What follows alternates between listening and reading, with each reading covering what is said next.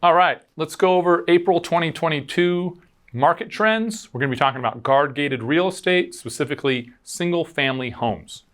And normally what I do is look at month over month.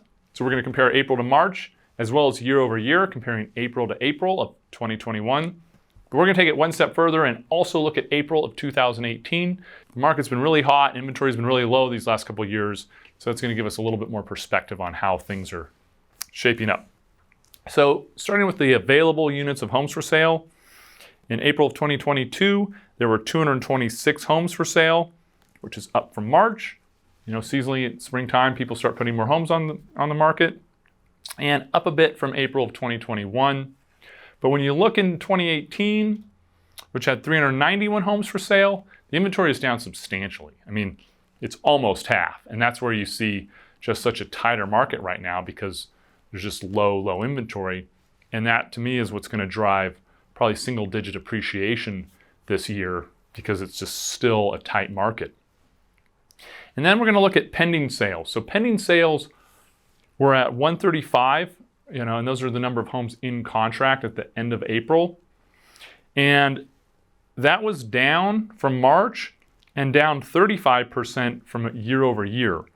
So, with 209 pending sales at the end of April of 2021, what we're seeing is there's just less homes going into contract right now.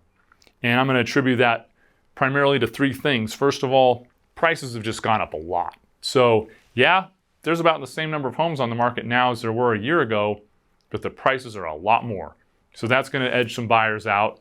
Interest rates have been going up. That's going to take some buyers out. And of the homes that are for sale, some sellers are just really trying to push the envelope to that next level, and they're basically overpriced, and really, buyers aren't taking them seriously or writing offers, or perhaps they're not even going to look.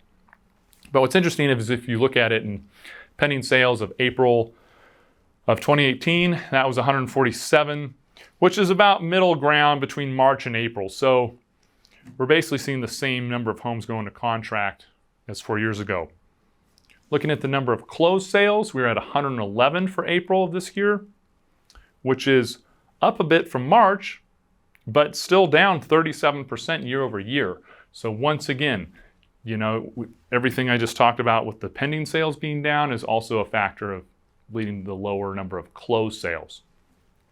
However, when you compare that to 82 closed sales in 2018, you can see that there is still a higher number of closed sales from 4 years ago. So now we're going to take a look at absorption rate, which is really a measure of supply and demand.